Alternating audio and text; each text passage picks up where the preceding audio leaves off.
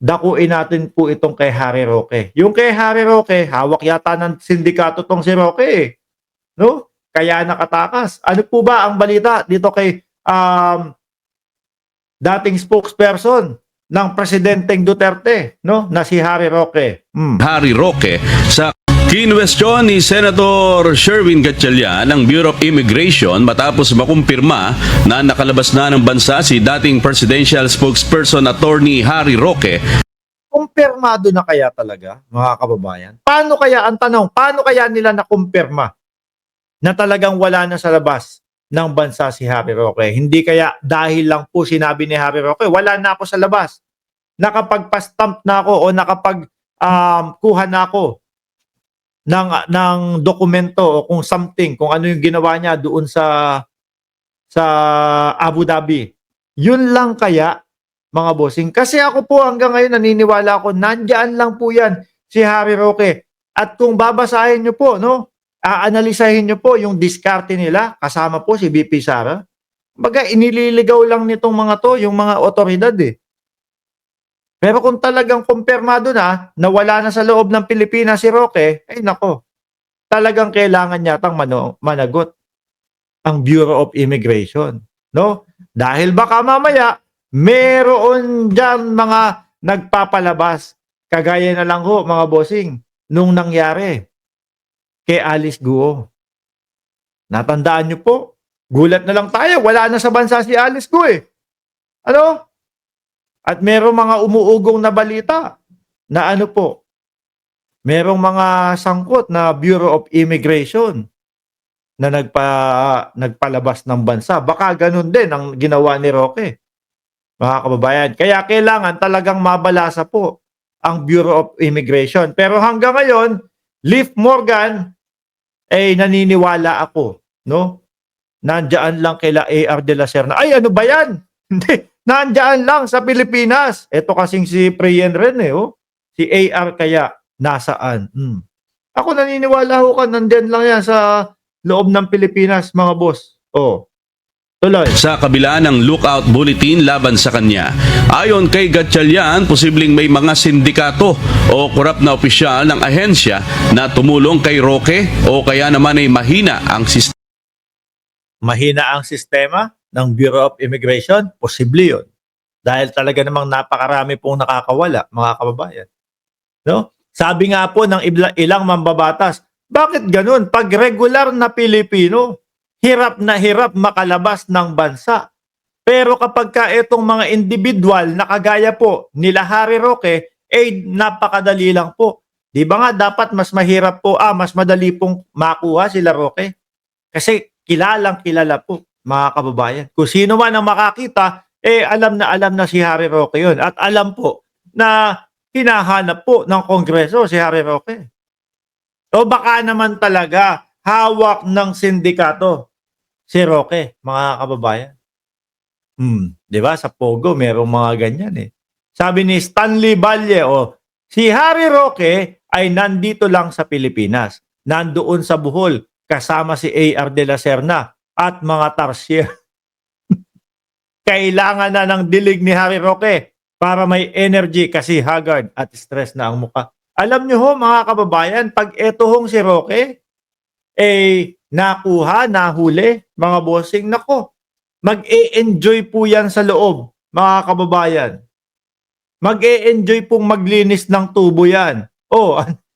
Bakit may linisan ng tubo sa loob? Totoo naman ho mga bossing eh. 'Di ba? Doon sa loob ng oblo, madumi yung iba doon. Yung mga preso ang naglilinis doon. Saglit lang, Kongreso pa lang pala ang nagpapahanap kay Roque, no? Pero hindi, ganoon na din po ang ending nun mga kababayan eh. Tiyak po kapag ka nahuli si Roque, baka nasintensyahan na po yung kanyang kaso na iakyat po at ipahanap na po siya ng korte. Mga boss, no? No, sa pagkaganon, kulong muna siya doon sa loob ng Kongreso, pero sabay labas din po nung kaso niya. Pwede nang arestuhin si Roque. Rekta na po sa kulungan yun. Ay, naku. Masaya dyan. Happy si Roque dyan. Bakit to? Hindi kasi siya mababagot, mga boss. Ano? Hindi po kasi siya mababagot, mga bossing. Bakit to? Madaming tubong lilinisin doon. Kasi doon sa Oblo, mga kababayan, ang mga preso po yung naglilinis nung kanilang pasilidad. O, ayan ha. Baka kung ano yung isipin nyo, kung ano yung nililinis. O, yung mga tubo pa naman doon, mga kinakalawang. O, hindi nagagamit masyado. Hindi, kinakalawang. Kinakalawang lang. O, di ba? Mag-e-enjoy talaga siya doon, mga boss. Sabi ni D. Real Chua, like 369. At nandiyan na din po si Shiro Kansaki at Delia Rosario. Tema ng immigration. Umaasa ang senador na hindi na mauulit ang insidente tulad ng nangyari sa napatalsik na alkaldeng si Alice Go at iginit na dapat seryosohin ang investigasyon sa BI. Baka tulog-tulog po yung Bureau of Immigration natin. No? O baka mahigpit naman ang Bureau of Immigration talaga, mga kababayan. Kaya lang, meron mga ilang tiwali. Merong mga ilang tiwali na nababayaran sa Bureau of Immigration. Aba, kailangan po yata nalinisin yan. Ano?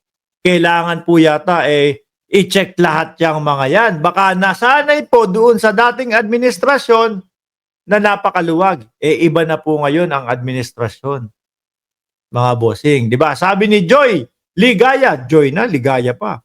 Lalabas si Roque sa ilalim ng lupa pag naging president si Queen confidential funds. Yun din ang nakikita ko diyan no? Yun din ang inaasahan nila. Yun din ang nararamdaman ko na inaasahan nila, mga bossing.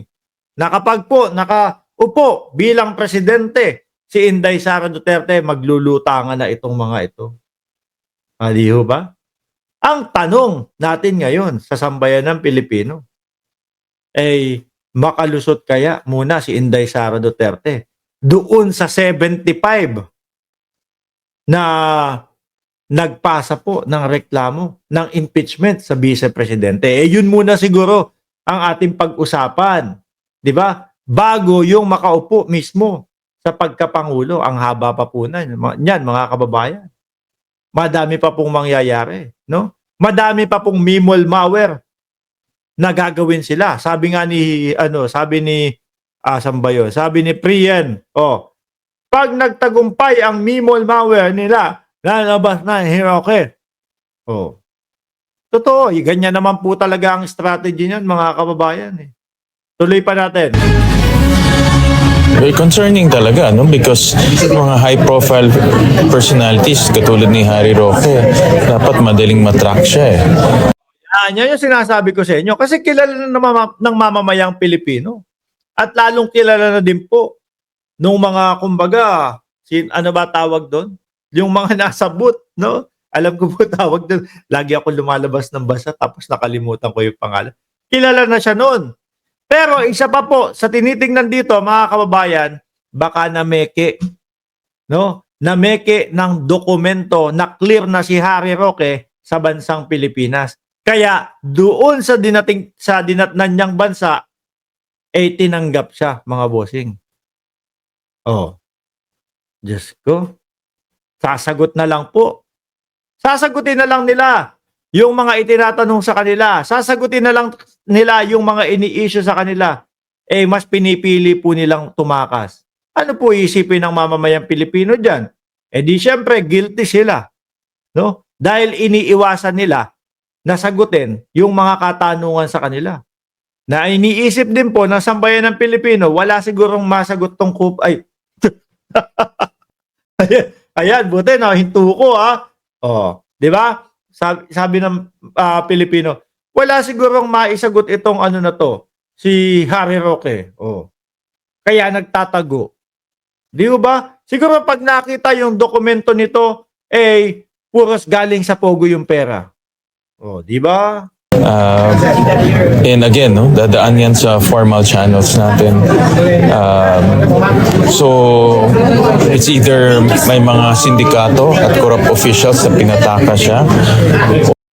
Baka iniisip ng mga corrupt na mga politiko natin, mga kababayan, naku, pag nahuli si Harry Roque, malamang pati tayo mapasubo, no? Kagaya na lang nung sitwasyon, yung sitwasyon ni Roque, napasubo na po ang kanyang kalagayan. Dati pa okay-okay lang, no? Dati, kumbaga, ang tapang pa ni Roque. Sabi, sige, pagpunta ko sa Senado o sa Kongreso, ipapaliwanag ko sa kanilang lahat to.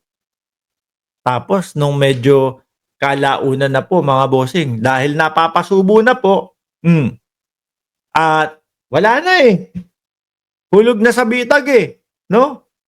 Pinapadala na yung dokumento na siya mismo nagsabi, sige po, dadaling ko. Wala na. Tumakas na.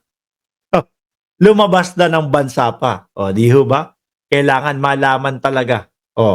Kung sino ang nagpalabas kay Harry Roque, no? Mapapasubo din kayo pag nalaman kung sino kayo na nagpalabas kay Harry Roque. Kung nilabasan si Roque. Kung lumabas nga talaga si Roque. Di ho ba, mga boss? Or talagang mahina yung ating sistema at proseso dito. It can be both. So, tingin ko talaga kung makalabas yan, may nagpalabas dyan. Ano? Yung mga politiko na takot madamay kapag nagsalita si Harry Roque. Yun siguro yung mga tumulong. Natatakot din po sila, mga kababayan, na mapasubo kagaya ni Harry Roque. Anyway, mga bossing, dumako tayo sa ating pinakamamahal na vice-presidente. Sabi nga nung iba, di ba? We love you, vice! We love you, vice!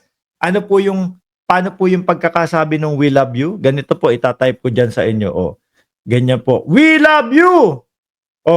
BP, ganyan. Di ba? Madami daw. Nagmamahal.